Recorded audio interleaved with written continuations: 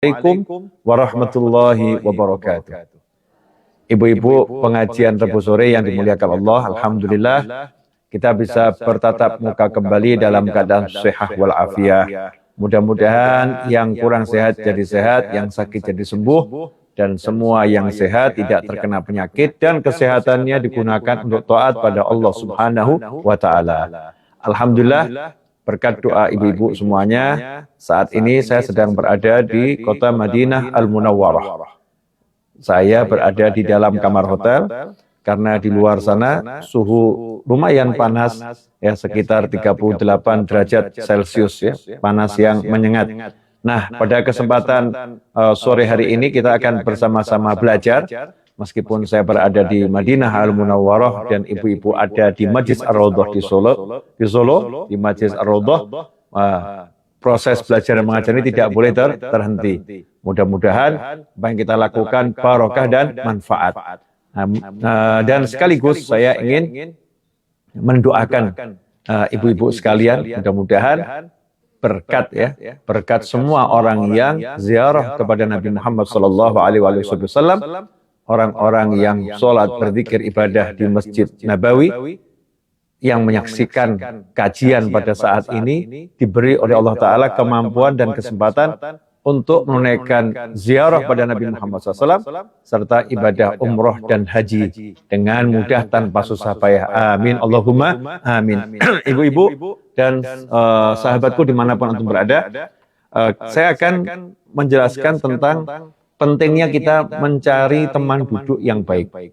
Ya, mencari teman yang baik, apalagi di akhir zaman ini. Ya, zaman akhir ini, kalau kita tidak pandai memilih teman, maka walaupun kita tidak berbuat dosa, walaupun kita tidak bermaksiat, tapi karena duduk dengan teman-teman tertentu yang tidak baik, ya mungkin teman-teman kita kurang paham tentang hukumnya Allah Ta'ala, kita akan terseret dalam perbuatan yang haram, perbuatan yang dimurkai oleh Allah Subhanahu wa Ta'ala. Ya, semisal akhirnya duduk dalam forum ghibah namimah, duduk di suatu tempat yang diperbincangkan hal-hal yang haram, menggunjing orang dan lain sebagainya.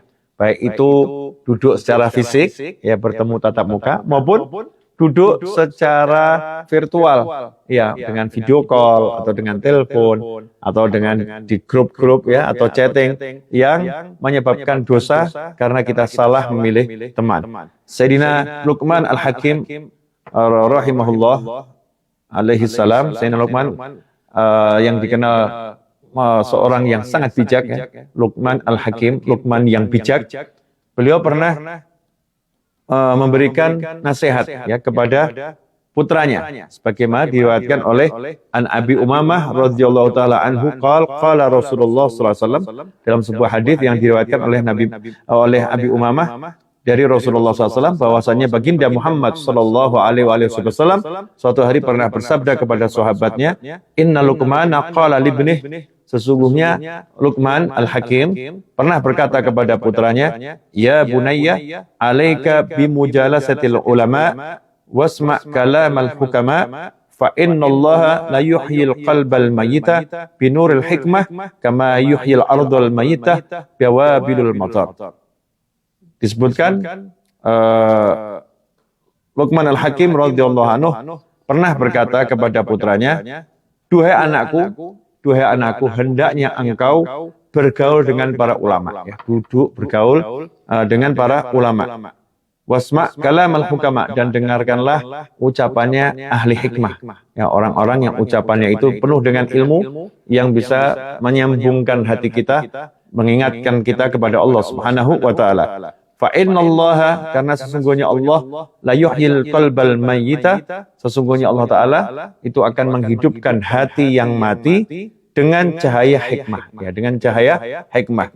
Sebagaimana air yang turun, ya, tetesan-tetesan air hujan itu menghidupkan bumi yang mati, tanah yang gersang yang mati menjadi segar, menjadi hidup karena adanya hujan yang turun ke tanah tersebut. Nah, di sini untuk mendapatkan tetesan-tetesan hujan ke dalam hati kita agar hati kita hidup, kita diperintahkan oleh Nabi Muhammad SAW untuk bergaul dengan para ulama dan mendengarkan ucapannya orang-orang yang punya hikmah, orang-orang yang ucapannya itu pituturnya mengandung makna-makna yang dalam, yang bisa mengingatkan kita pada Allah Subhanahu wa taala, yang bisa menggerakkan hati kita. An Ibnu Abbas radhiyallahu anhu maqal, dari sana Abdullah bin Abbas radhiyallahu ta'ala anhu, beliau berkata, "Qila ya Rasulullah," suatu ketika Nabi Muhammad SAW ditanya, "Ayu julasa inna khair," teman duduk kami yang baik itu yang seperti apa? Maka Rasul menjawab, qala man dzakarakumullah ru'yatuh wa zadakum fi ilmikum mantiquh wa dzakarakum bil akhirah amaluh.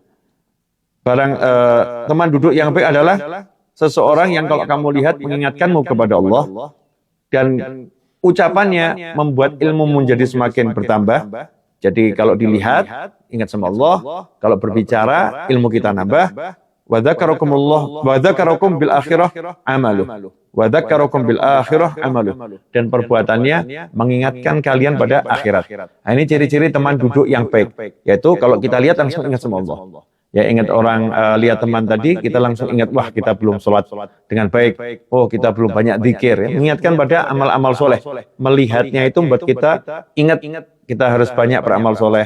Melihatnya membuat kita ingat akan kesalahan-kesalahan kita dan minta ampun sama Allah Ta'ala. Kemudian yang kedua, wazadakum fi ilmikum mantiquh.